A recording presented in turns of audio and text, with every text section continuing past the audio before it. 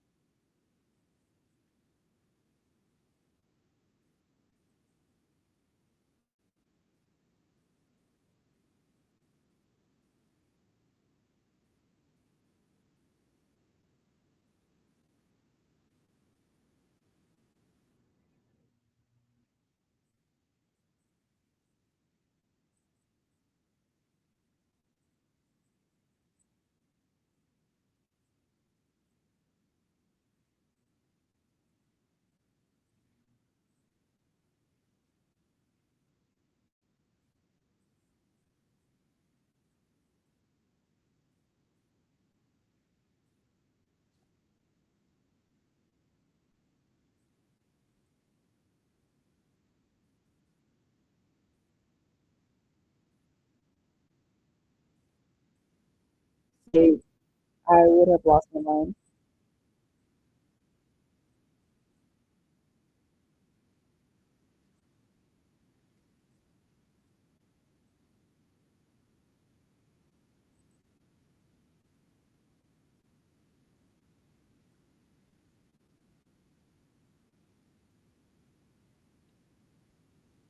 So I have a thing about sweaty hands. I don't know. I don't know if I could do that.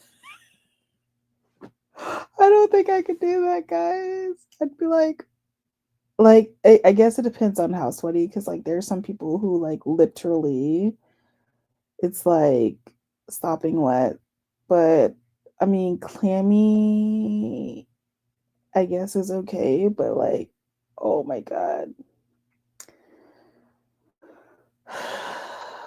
And then the other thing that I was thinking of, like, what if the person comes and they like have a stench to them, and you're like, your goal is to provide this therapeutic touch, but it's not pleasing to you? Like, are you allowed to be like, actually, never mind. I'm gonna cancel this session, or like, can you make them shower, or I don't know, like,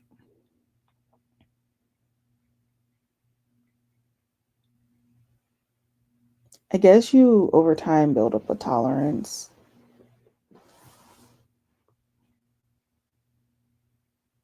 Mm.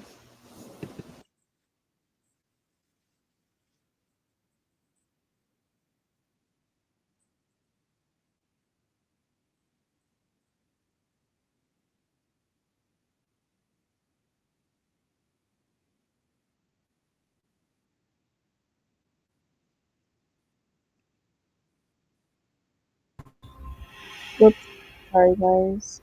And then one more breath at your own pace.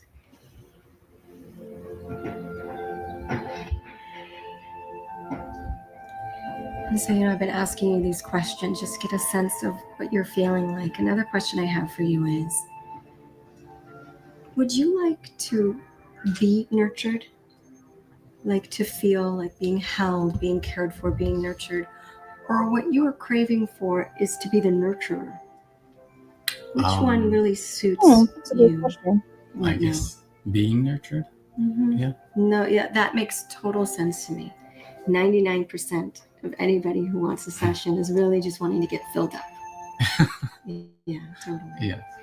So there's a position that I find really, really nourishing called baby bear. Okay. So I'm going to be sort of the mama bear if you're down with this. Okay. And I'm going to try to do it in this corner. I'll sort of make that. So if you're open to it, the way it looks is I would sit here and then you would basically sit right here and lay on me. Okay. Is that okay? Will you try that? Okay. And so please like go with, what's good for your body in terms of for movements. And I can take your weight totally. And if you lay back on me, I can take all of your weight and your head too, if you want. Oh.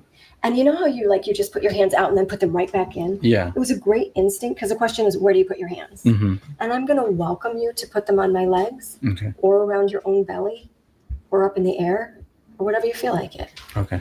What would you like to do? I'm fine right now. Fantastic. So would you like an extra pillow or would you like to try to lean your head back and see how that feels? Oh, well, yeah, leaning my head. I guess I can do this for a little bit. Would you prefer a pillow right here? Yeah. Okay, let's grab that one. There we go. Here we go. This little one? Yeah, I like the little one.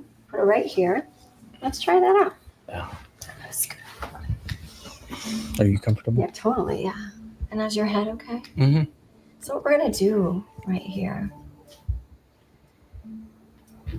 is breathe together.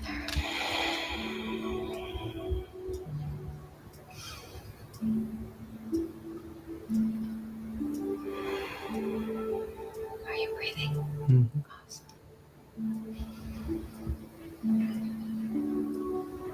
As you had mentioned earlier, sort of feeling neutral about things. Mm-hmm. And I'm wondering if it's okay for you to be neutral about this, if you would forgive yourself and be okay with that. Mm-hmm. Okay.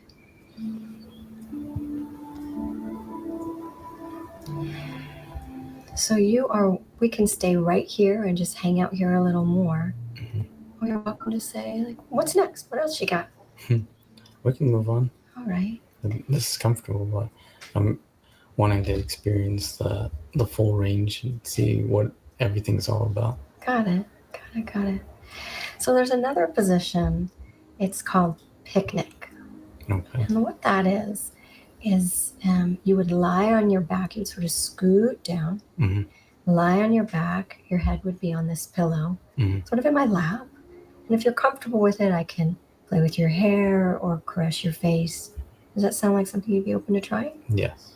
Is there anything about that sounds repulsive? No. Okay. All right, so you can just scoot on down. Let's give it a shot.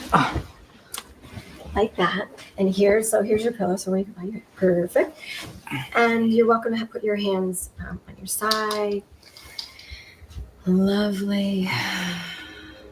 And so I'm going to invite you to just breathe.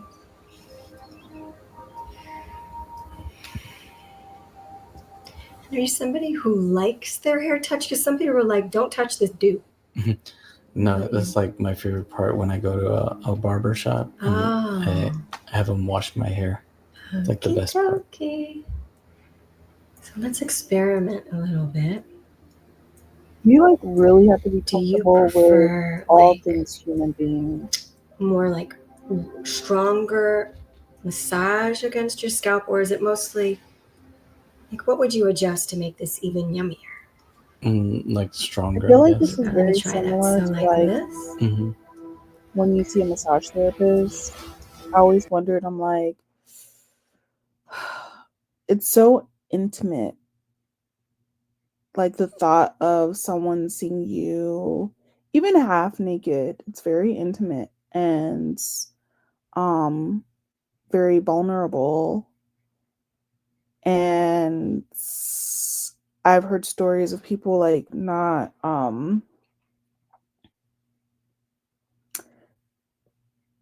being the most, I guess, hygienic in those scenarios. And it's like close quarters. And so like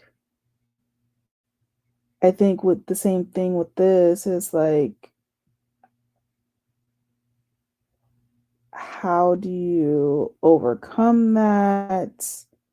Or are you just someone that's easily able to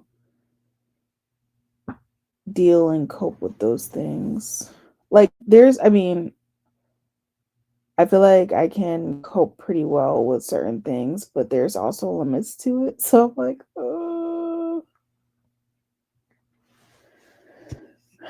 I don't know.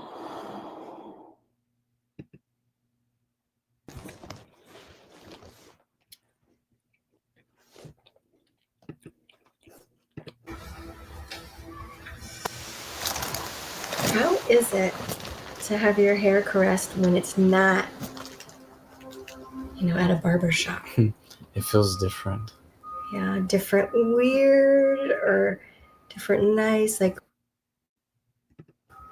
what is it like? No, it's different nice. It's a different kind of experience. Mm-hmm. And so if you'd like, I can keep caressing your hair, or I can also include your face. No, the hair is okay. In other words, is that your preference? Like, let's stick with the hair? Yeah, I just have a thing with people touching my face. Tell me more. What is it? I don't know. I just don't like people touching my face. Thank you for letting me know. So does that include your eyebrows, your cheek, your nose, your mouth, the whole thing? Yeah. Mm-hmm. Yeah. That's a great boundary. I would never have known. I don't know where it comes from. It's just always something that's there. I just don't like. Does it make you angry or just uncomfortable? It starts with uncomfortability or being uncomfortable, Mm-hmm. and then it moves into anger if it persists. Got it. We don't have to go anywhere close. Would you like a shoulder massage, or shall I keep caressing your hair? Mm-hmm. I never turned down a shoulder massage. Okay, so let me try that out. You don't have to move a thing. So some people just like, mostly just on the skin. Mm-hmm. But if you'd like, I can go a little bit deeper. Yeah. Okay. This is a great way to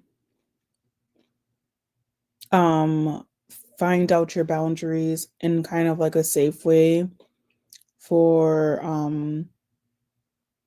sexual intimacy, right? Because I don't think that's something that you would know. Um, like he was talking about not liking his face to be touched.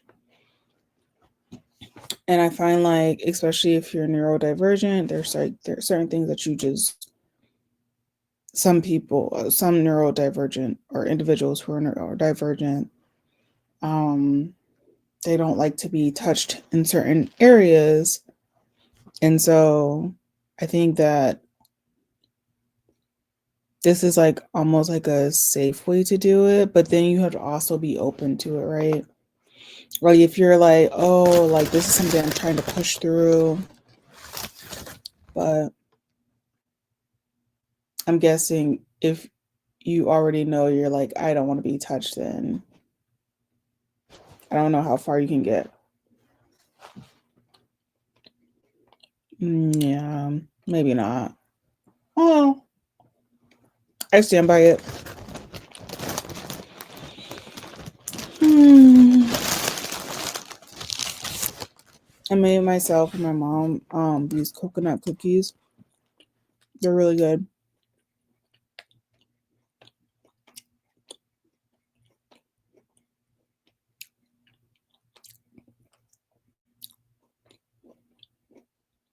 Very coconutty.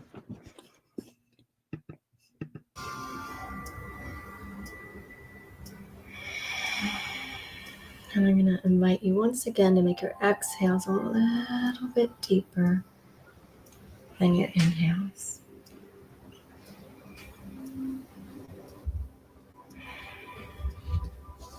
When you shared earlier, that you really identified with somebody else's story, Mm-hmm. That you'd been through a lot as a kid, Mm-hmm. and that's why you joined the service. Yes. I would have never have known that was part of your life story. I try to, like, I'm sure, like most people, keep it to myself, because then people look at you differently. They look at you like you're broken or something's wrong with you, and like you create the image you want people to see of you. And if you start telling them negative things about yourself or negative things that happened in your past, they start to see those things, and you're opening yourself up, like, in that way. So if you want people to perceive you in a certain way, you need to, be a certain way. Wearing a mask. Yeah, in the sense, like, to strangers and people, that you're meeting for the first time, you always want to put your best foot forward. And I think everybody wears a mask at first. Yeah, I think so. That makes sense. You want to have a good first impression, and then as you feel more comfortable with the people you're with, then you open up more and you let them see, then you're more than that. So Yeah. I can share a story about my childhood, and you see it as a childhood experience, but you don't see it as that's who I am now. Would you like to stay where we are or try something new? And we can try something new. So this next activity is called a lap of luxury. You would simply get on your side, and then this will be your pillow right here, my leg. Lap of luxury. Yes. I am the lap and you are the luxury. So go ahead and get on your side, and your arm. So, okay. Online it says professional cuddling is therapeutic non-sexual service providing platonic, nurturing touch to alleviate loneliness, anxiety, stress through guided, safe physical connection. Sessions often involve techniques like cuddling, hugging, and conversation with rates typically ranging from 60 to 100 per hour. So the boundaries are strict, prearranged, non-sexual boundaries are established, ensuring safety for both parties.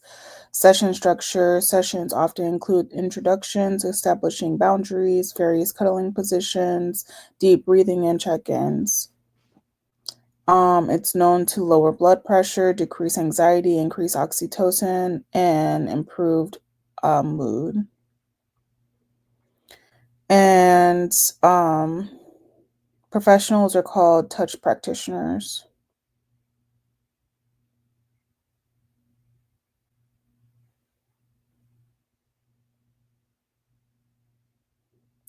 Clients may seek these services due to life changes, stress, or simple lack of affection.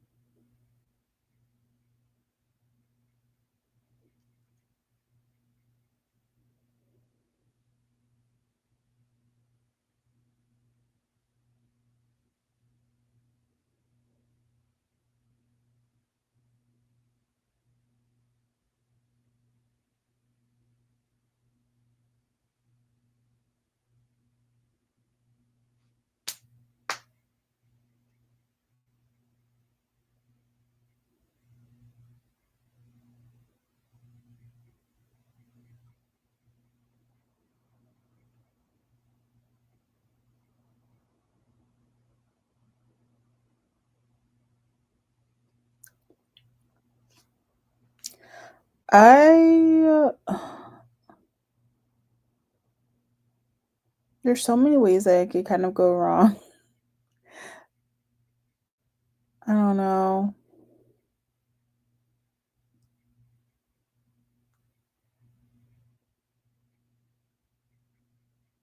especially if you're by yourself, right?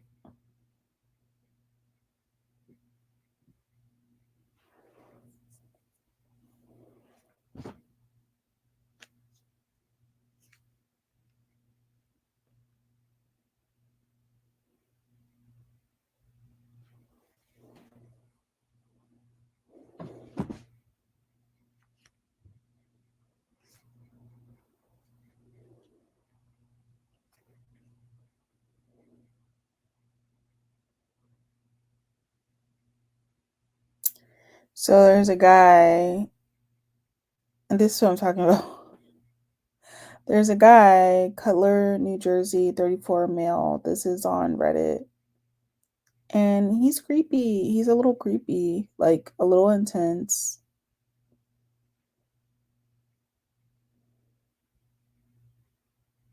I'm not sure if I don't know if I would be able. I would be like, I mean, of course, it's your choice, but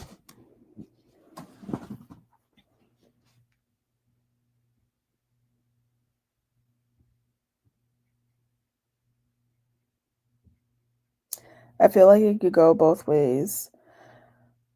This person's 29 female, South Florida, wanting to get into professional cuddling, psychology background. I am told I'm very approachable, easy to talk to. Now people say I'm huggable, and like also like finding people online, like you'd have to be very cognizant, be able to like read people.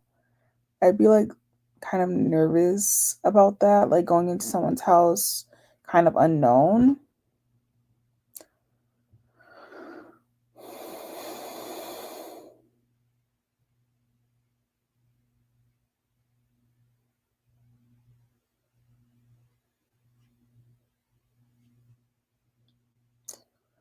So this person said, I just happened to stumble across these publicly accessible financial statements of the state cuddle comfort.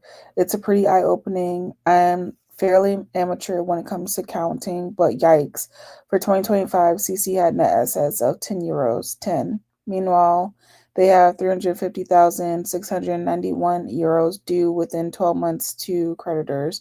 The only asset I assume is an aging creditors. I'm sorry, aging, depreciating laptop. That's usually a bad sign. I don't know what this person. I guess they're saying that the company is in trouble, in great peril.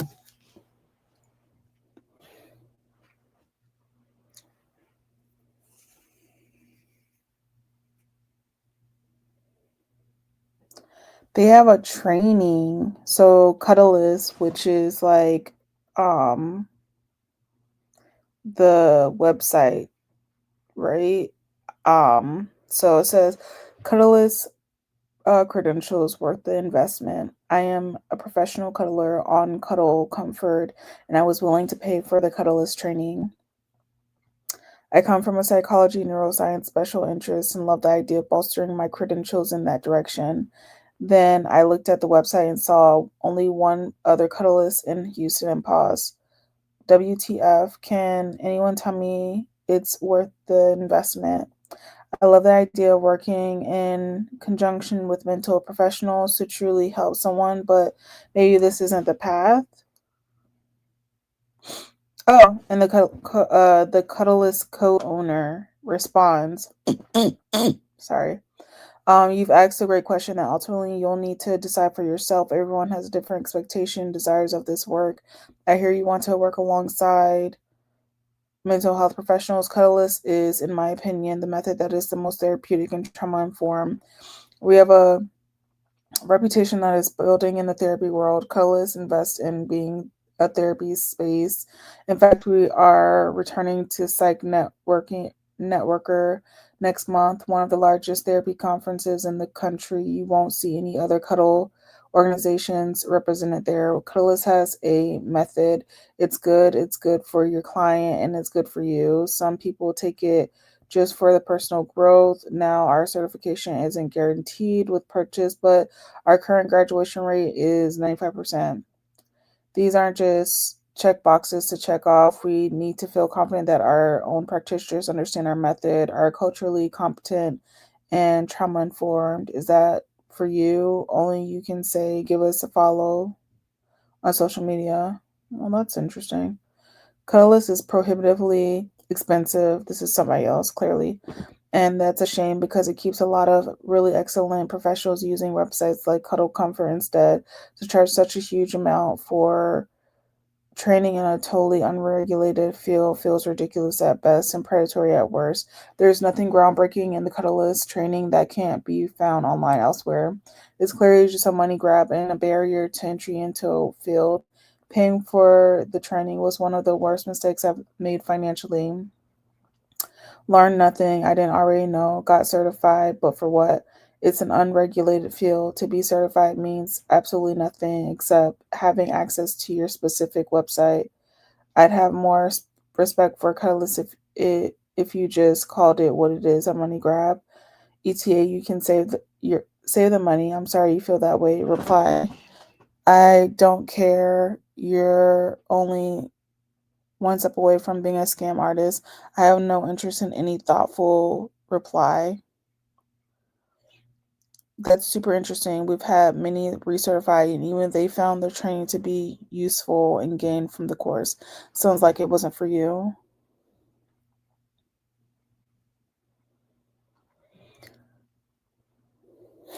Someone said, is CC just sex worker website in disguise? About 9% of the clients I've met with haven't tried or asked to do anything extra. Of the rest, some asked, I said no, and they apologized. A handful have just tried doing sexual things without asking. In those cases, I either end the session or give them one chance to behave themselves, depending on what they did. Most of the people looking for sex workers weed themselves out either in their early conversations or directly after booking. Interesting. I wonder how much the Cuddlist. Oh, guys, Cuddlist.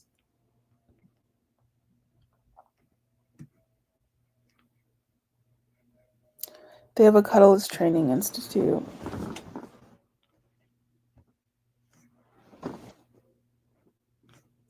Become a Cuddlist.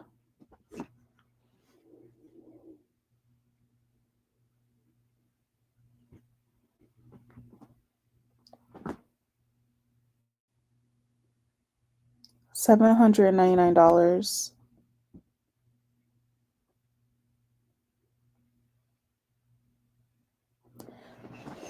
Guys, $799 to hug somebody.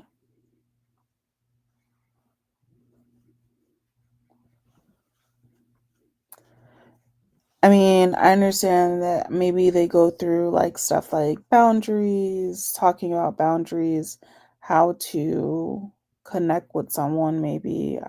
I'm just guessing. But $799, I would agree that in an unregulated field, that's pretty steep. I mean, and no guaranteed job or anything like that. That's wild.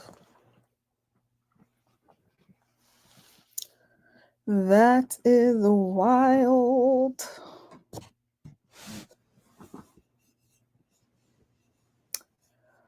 What else?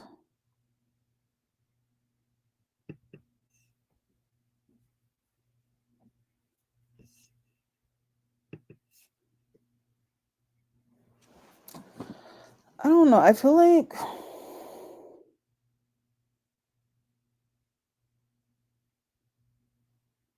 is that the problem these days? Are people really that lonely that they would hire someone to hug them?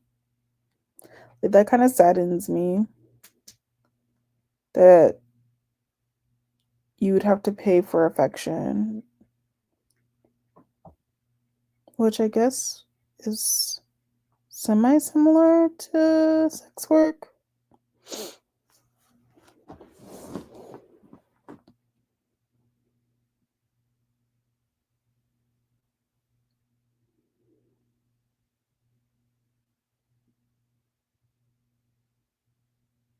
Hmm. Well, I don't know. I feel like so much is going on that people are overwhelmed with. And people aren't thriving like they're supposed to be. I'm not even just talking about the United States. I think this is just across the board.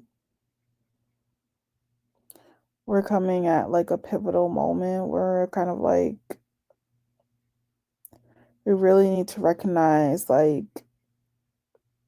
the foundation is breaking and we need to invest in infrastructure. And when I say infrastructure, I mean, well, it could be physically, but like societal infrastructure um before the dam breaks. Like it's getting a little crazy out here. It really is.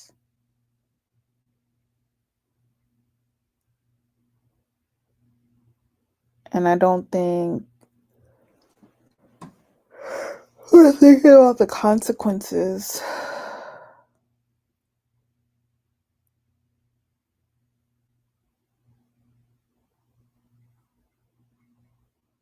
You know, or who's going to pick up the pieces down the line.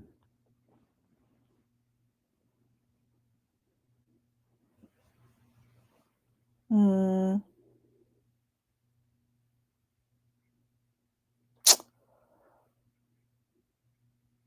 Mm.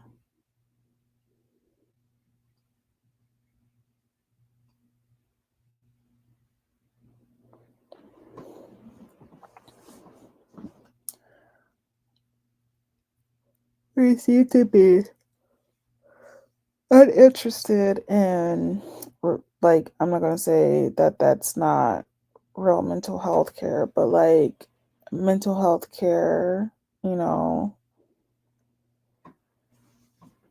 and providing options and alternatives to people. We don't seem like we're invested in it. And it shows, like, we can say rest in peace, but so many times until, you know, the next person gets shot or, you know, some other heinous crime, people just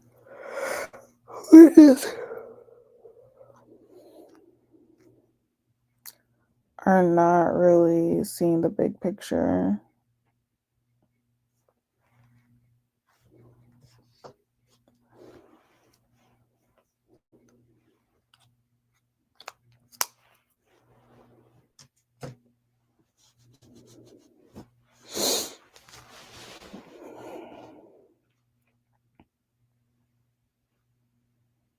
And it is kind of scary.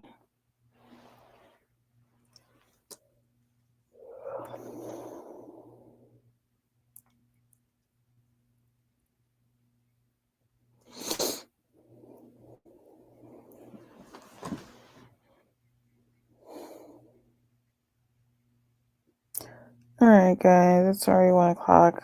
I'm gonna try and go back to sleep. I just happened to see that online and was like, oh, I want to talk about it. I want to know if anybody else thinks the same thing. Would you do professional cuddling? I don't think I would. I notice I'm like a lot, I don't want to use the word weird, but I am kind of like not really feeling everybody touching me. So I'm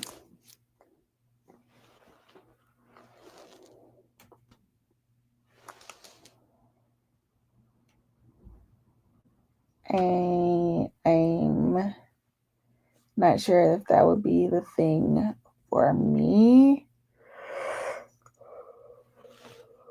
But also, I understand that can be helpful for some people. Again, I've seen some people's houses and they're really gnarly. And I mean, I guess that's when you can kind of say, like, listen, we're going to cut this session short or whatever. Um,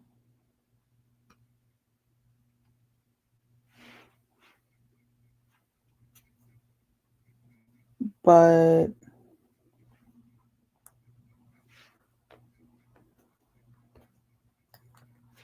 I'm not so sure. Um, both ways, right?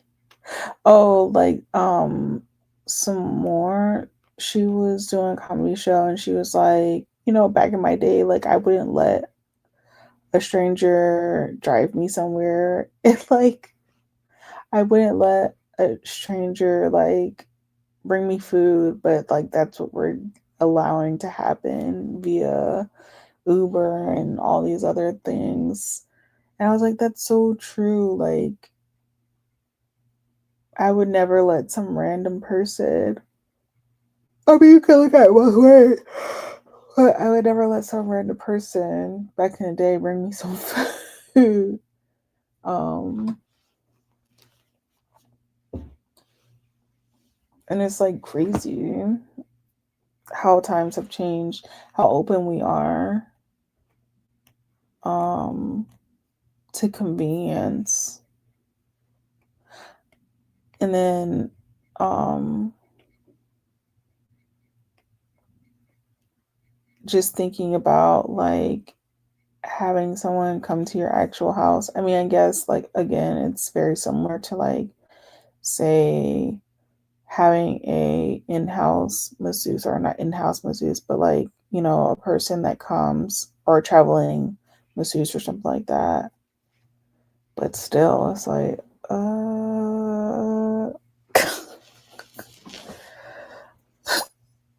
hey, how you doing? So like, let's get this started. And so I wonder how much warm up time you have, right? Because do you like talk to that person for a while, or do you have to kind of warm them up, or is it kind of like a wait and see, or do you like kind of just get into it?